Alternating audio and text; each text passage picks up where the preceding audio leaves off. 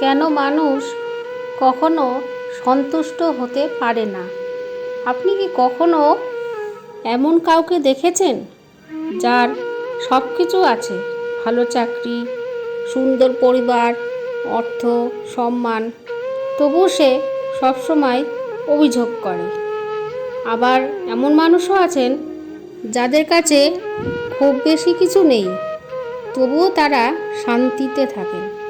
কেন এমন হয়? আসলে সন্তুষ্টি বাইরের জিনিসে নয়, মনের অবস্থায় থাকে। যে মানুষ সবসময় নিজের জীবনকে অন্যের সঙ্গে তুলনা করে, সে কখনোই তৃপ্ত হতে পারে না। কারণ তার চোখে নিজের প্রাপ্তির চেয়ে অন্যের প্রাপ্তিই বড় হয়ে ওঠে।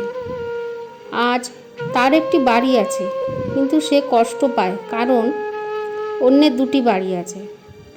আজ তার একটি গাড়ি আছে, কিন্তু সে অশান্ত কারণ অন্যের গাড়িটি আরও দামি। এই তুলনার কোনো শেষ নেই। আরেকটি বড় কারণ হলো অতিরিক্ত প্রত্যাশা। যখন আমরা মনে করি আর একটু পেলেই সুখী হব, তখন সেই আর একটু কখনো শেষ হয় না। একটি ইচ্ছা পূরণ হলে সঙ্গে সঙ্গে আরেকটি ইচ্ছা জন্ম নেয়। ফলে সুখ সবসময় ভবিষ্যতের জন্য রেখে দিই, বর্তমানকে উপভোগ করতে ভুলে যায়।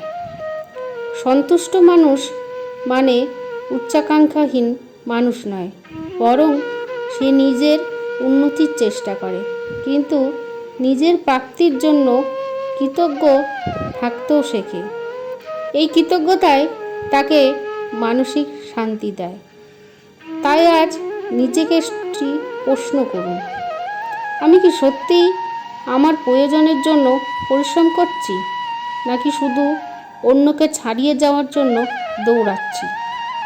মনে রাখবেন, যার লোভের শেষ নেই তার অসন্তুষ্টিরও শেষ নেই, কিন্তু যে কৃতজ্ঞ হতে শিখেছে সে অল্পের মধ্যেও শান্তি খুঁজে পায়।